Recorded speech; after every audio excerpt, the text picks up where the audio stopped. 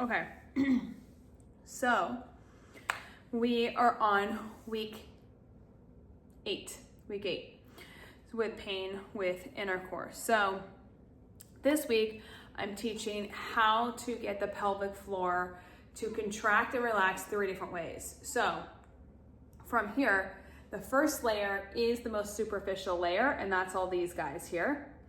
The second layer is this guy that comes across. It's called the STP. This is the perineal body.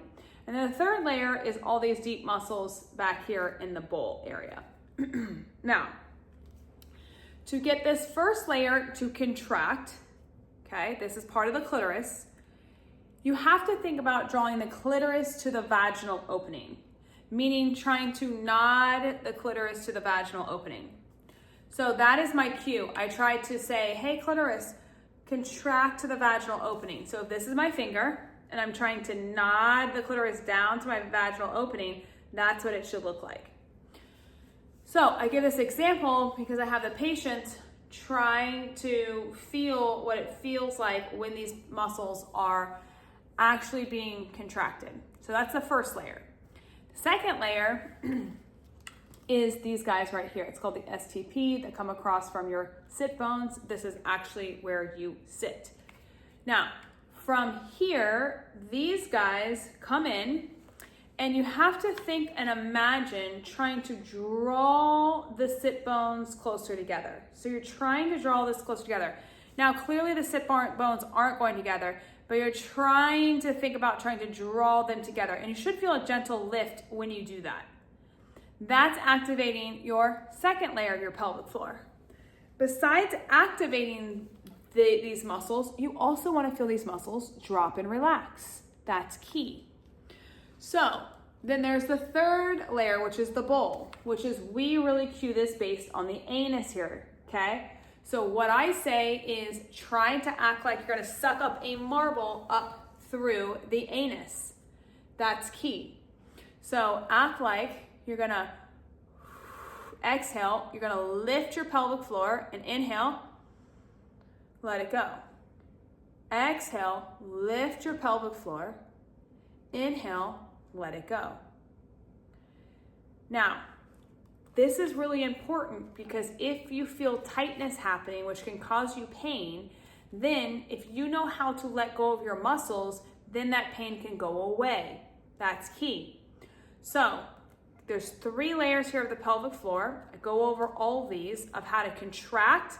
When you contract, your belly is also going to go in, and then when you relax your pelvic floor and let it drop, your belly is going to come out. So if this is your pelvic floor, this is your belly. Pelvic floor drops, belly comes out, and then on the exhale, pelvic floor lifts, belly comes back in. So it's an inhale, pelvic floor drops, belly goes out. Exhale, pelvic floor lifts, and belly comes back in. That is huge. That's why we like belly breathing. Now you can kind of see how everything goes together. So I'm teaching you dynamically how to move your pelvic floor. So some people also, when they have an orgasm, want to contract their pelvic floor more because that gives them a stronger orgasm. Or if a male has a smaller penis and the vaginal canal is a little bit more relaxed and they don't feel like there is friction happening like this, then they want to try to squeeze this even more so to then feel friction happening here, okay? So that also can be a thing where they just like don't feel much during intercourse, during penetration, because the male's penis might be a little bit smaller and the canal also might be a little bit more relaxed, or one or the other. And so that's a way to help negate that. Now, that being said, is you got to be able to feel this. And so a lot of times what I do, especially over a video call, is I take my hand and I put it right, you guys can't see me, but I put it, so here's my vaginal opening. I put my finger right out to the side, but on the inside part of my sit bone. And I'm inhaling, exhale, inhale, exhale. And I feel my pelvic floor moving.